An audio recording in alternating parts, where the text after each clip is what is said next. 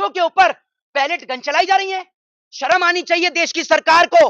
देश के गृह मंत्री को अपना इस्तीफा दे देना चाहिए कि अपने बच्चे को बिना क्रिकेट खिलाए आईसीसी में भेज रहा है और देश के बच्चों के ऊपर पैलेट गन तनवा रहा है।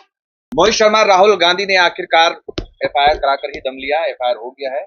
आप इस पर क्या कहेंगे कि मोदी सरकार, अमित शाह और नरेंद्र मोदी झुक गए हैं, डर गए हैं राहुल गांधी से? देखिए, एक चीज मैं आपको बता दूं, ये बात तो निश्चित तौर पर तय है कि देश के गृह मंत्री अब इस देश की जनता से डर चुके हैं और विपक्ष के नेताओं से भी।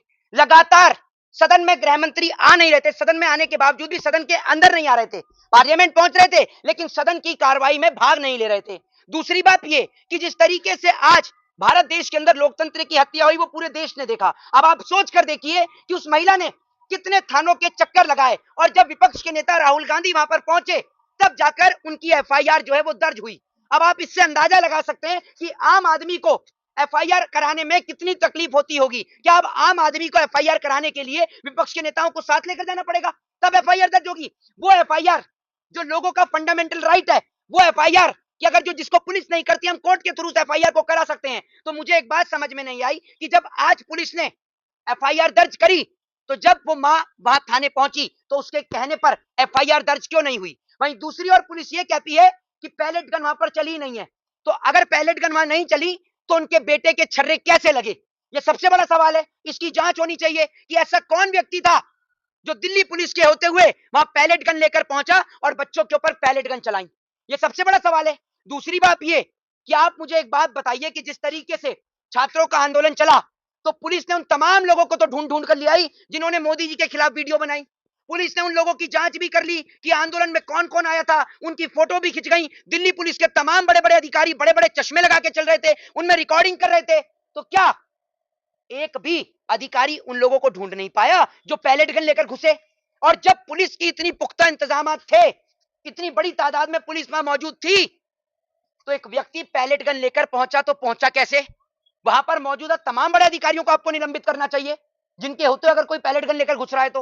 अच्छा, मोहित शर्मा, अभी तक पुलिस नकार रही थी, झुठला रहे थे कि कहीं पैलेट गन नहीं इस्तेमाल हुआ है, लेकिन पहली बार पैलेट गन दिल्ली में, दिल्ली जैसे शहर में, देश की राजधानी में इस्तेमाल हुआ। इतना भारी बल प्रयोग? नहीं तो आप मुझे एक बात बताइए ना, आप ये बात कर रहे हैं बिहार में जब AK-47 तक खुल सकती है, आप ये सोचिए बिहार के अंदर बच्चों पे बंदूकें तक नहीं है।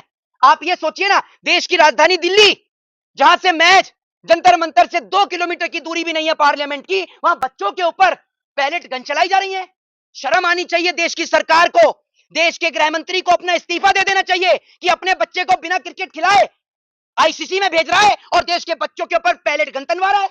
शर्म आनी चाहिए देश के गृह मंत्री को कि वो बच्चे जो शिक्षा, जो हमारा मूलभूत अधिकार है, वो शिक्षा जो हमारा फंडामेंटल राइट है, उस शिक्षा का पेपर अगर लीक होता है, बच्चे शिक्षा मंत्री का इस्तीफा मांगते हैं, तो बच्चों के ऊपर आप पैलेट गन चलाएंगे?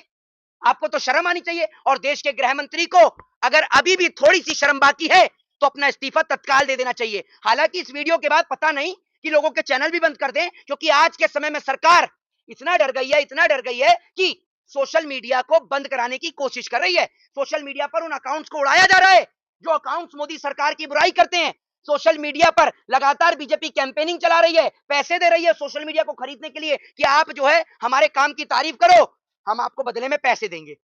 ये पहले तो देश की, सुन लीजिए, पहले तो फोर्थ पिलर ऑफ डेमोक्रेसी देश की मीडिया को खरीद चुके हैं और अब सोशल मीडिया को भी खरीदने का प्रयास कर रहे हैं। जी, सवाल ये है कि जिस लड़के को पैलेट लगी, 200 जो उसके छर्रे हैं वो उसके अंदर है, जी, दिल के करीब है, जी, एक आंख की रोशनी चलेगी, बिल्कुल साहिल है, साहिल है जी, उसमें भी बताया जा रहा है कि हिंदू मुसलमान पुलिस कर रही है। जी, आप क्या यहाँ पे भी हिंदू मुसलमान होगा? नहीं तो वो तो हिंदू है। नहीं, साहिल साहिल जो मुसलमान है। नहीं नहीं, उनकी माताजी का नाम क्या है?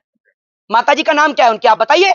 उनकी माताजी का नाम मेरे ख्याल से ज्योति है, तो वो मुस्लिम कहां से हो गया? दूसरी बात ये, यहाँ जाति धर्म मजहब नहीं देखा जाएगा कि वो हिंदू है या मुस्लिम है। एक माँ ने अपने बेटे की आंख की रोशनी खो दी और आप उसमें हिंदू और मुसलमान तराश रहे हैं। आपको शर्म आनी चाहिए। क्या देश का संविधान अलग अलग लोगों के लिए बना हुआ है?